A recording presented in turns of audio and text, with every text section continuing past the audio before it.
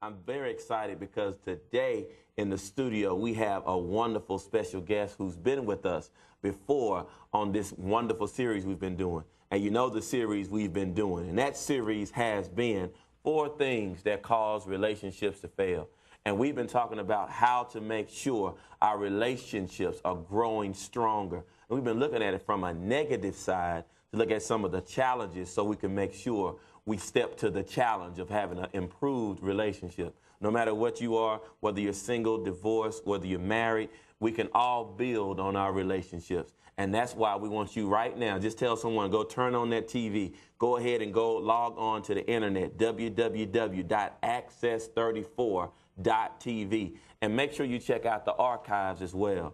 And listen, we just want to make sure we have a wonderful time today. And with us today to help us with this last letter, we've been going through several letters. Of course, we looked at the E word and expectations. We dealt with unrealistic and unmet expectations. We dealt with the S word. We dealt with selfishness, because selfishness robs us from being who we need to be in relationships, and it robs God of showing his love and favor through relationships. We looked at so many other things, just like the T word. And you remember the T word, trust. And what is a relationship without trust? And the last letter we've been dealing with that we started last week, we're picking up today, and we're going to close it out today. But we had to do 2 weeks on this letter C. And that word is communication. And we have some communication challenges when it comes to relationships, and no one is perfect in that. And so today, we just want to make sure that you can help us communicate better. And we want to dialogue today. I'm having a studio with us again, wonderful studio audience, our great big studio audience joining us today. And so listen, if you want to be a part of the studio audience, please email christiansuncut@gmail.com. christiansuncut@gmail.com. And we'll let you know the times and how you can come and join us in the studio audience. Because guess what? We are here to serve you. And we want to make sure that we just help the family grow. Today in the studio, once again, Rod Stodger, a pastor. He's a counselor for over 20-something years, one of my great friends. He's also counseled me in some other areas, because every counselor needs some counseling. And so today, let's just welcome Pastor Rod Stodger to the audience, to the studio audience today, to the studio today. Glad to have you. Good to be here. Thank you. All right, man. Hey, man, we're going to get started with this today. And I hate that this is the last week we're going to do this, but we got plenty more time to do it together. Okay. Last week, myself and Pastor Patterson, we talked about communication and how that it is so vital to relationships, because a lot of things that we deal with, it's really not sex that we have the problem with more so. It's really not finances we have the problem with. It's really not children. It's the communication about those things, the understanding about those things. And so when we look at that today, we want to just share with the audience today kind of some of the same questions we looked at last week. And last week we were more just dialoguing, having some good conversation about those. Today I just kind of want to make sure we break down and give the people some touch points to walk away with when we actually build those build those relationships together. Kind of start with the question we had last week. What are some challenges men and women face when it comes to communicating? Well, one of the biggest challenges is when we come into a relationship, we bring so much baggage from our past.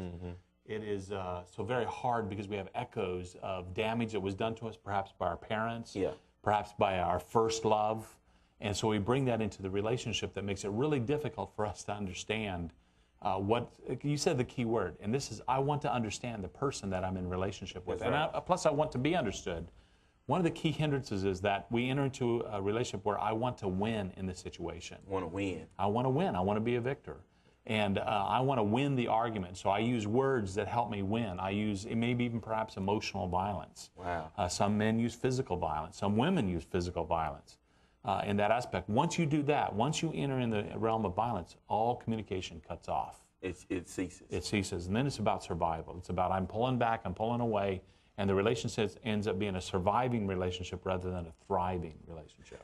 Just existing. Really not making any progress, just kind of stalled, not being fruitful, not being happy. And somebody today, right now, they're looking and say, look, I'm married, and it seems like we started off our marriage, whether it was years ago, whether it was months ago, and we used to talk all the time. But now all of a sudden it's like we're just roommates.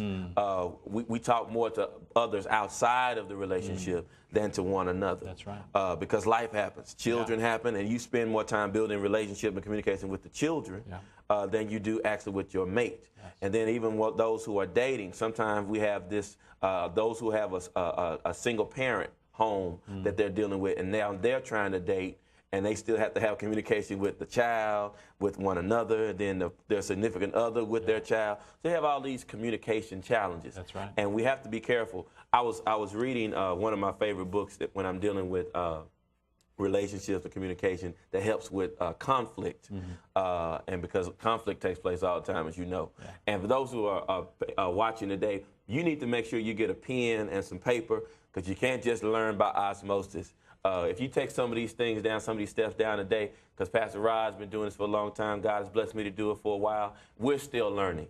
And so some of the things that we've learned through the years, personally and through counseling, we want to make sure we share those things with you.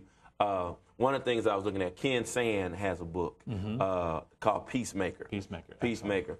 And I'm going to share some of these things, and I want you to just kind of dialogue with me on those. One of the things he said when we're talking in communication, many people have different techniques that they use based on their personality type. One is in communication, they may have the escape technique when they're communicating. That means these individuals, when they're talking and communicating, they're not really interested in conflict. And so escape people, they avoid conflict. And some of the ways that they do it is by denial. Denial of the fact that they pretend we're not having issues. You didn't say that to me. I don't feel that. Okay, so denial is one. Another way they deal with it is flight. You know, you got the fight or flight, but the flight. In other words, they'll just up and leave. For instance, men do this quite often. Conversation is going a certain direction. He don't want to deal with it. So what does he do? He walks out the room. Or a female is dealing with a situation. She don't want to deal with it. So what she do? It's too difficult, too painful to deal with, so I'm just going to file for a divorce. Okay, flight, running. Then another one is, instead of escape, if you don't run, then the next one is attack. So it's, instead of escape, attack. This person is, what you were saying, more interested not in healthy communication, but more interested in winning the conversation. And that's an attack is a bad thing, because we're not reflectively listening.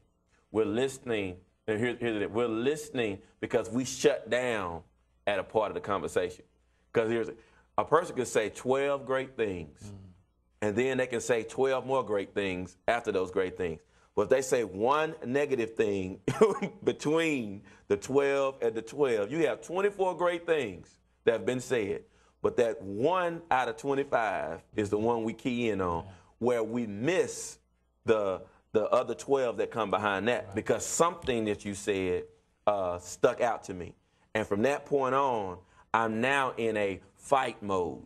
Okay, you set me up now to fight. Now you missed all the good stuff I was saying, and now you got that. So the fighting is, now it becomes a contest.